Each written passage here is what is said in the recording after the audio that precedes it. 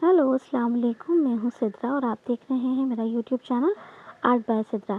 आज हमने बनाने हैं पेपर से बहुत प्यारे पेंसिल बॉक्स। बनाना कैसा है, चलते हैं वीडियो की तरफ।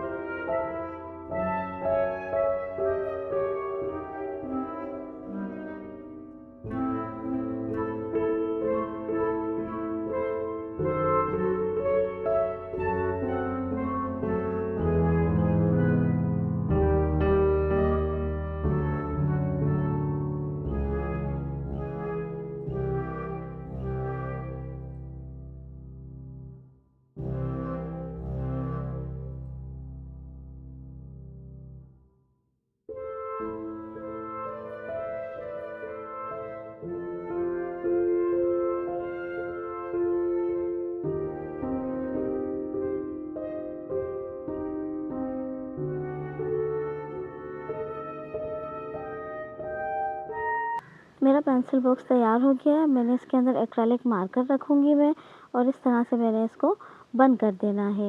ये एक है, और इसके अलावा मैंने एक और बनाया है जो कि है ये वाला। इस तरह से इसमें मैंने पेंसिल बॉक्स अपने पेंसिल कलर रखे हैं और उसमें मैंने अपने मार्कर रखे हैं। अगर आपको भी मेरी वीडियो अच्छी लगी हो तो वीडियो को लाइक करना, शेयर करना और चैनल को लाजमी सब्सक्राइब करना, और मुझे ज़रूर बताना कि आपको मेरा क्राफ्ट कैसा लगता है। अल्लाह हाफ़िज़।